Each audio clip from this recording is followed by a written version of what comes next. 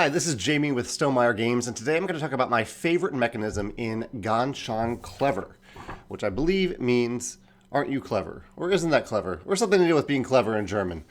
This is a roll and write game where players take individual turns rolling all of the dice and then using a selection mechanism that I'll get to in a second, and then scratching off or writing in a number somewhere on their little card here, their mat.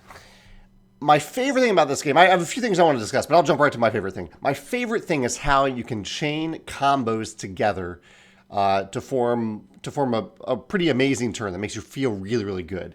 If you look at this score mat here, you can see let's see an example here. So like this space right here.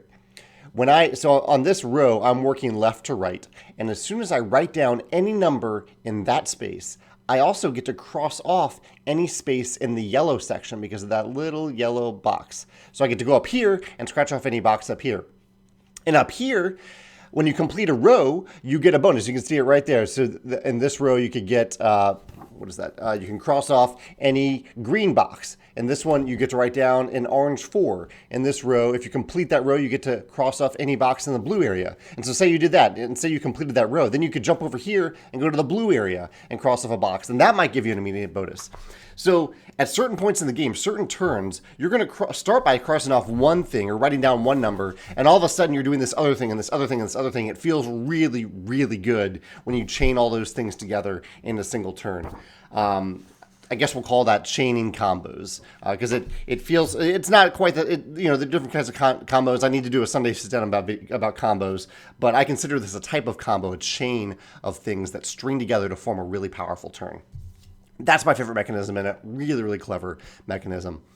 But I also wanted to mention two other quick things. One, I mentioned the dice mechanism. So you have these 6 colored dice, 6 dice of different colors. You're going to roll all the dice together when it's your turn. So it's not like Welcome to or On Tour where one person rolls the dice or reveals the cards, but it doesn't really matter who's doing that. It's just a random thing, and all players use that thing. Rather, in this game, it's going to be a player's turn. They're going to roll the dice. They're going to pick one of those dice and put it over on their mat. You can see these 3 spots for dice up here. They're going to put it over there, and they're going to immediately write down that number. And then for any dice that were lower than that number, so if I selected the 5 here, then the 1, the 2, and this other 1, they're all lower than 5. So they're going to go into the common pool of dice that the other players can choose from on your turn. So all the other players get to also choose one die from that common pool.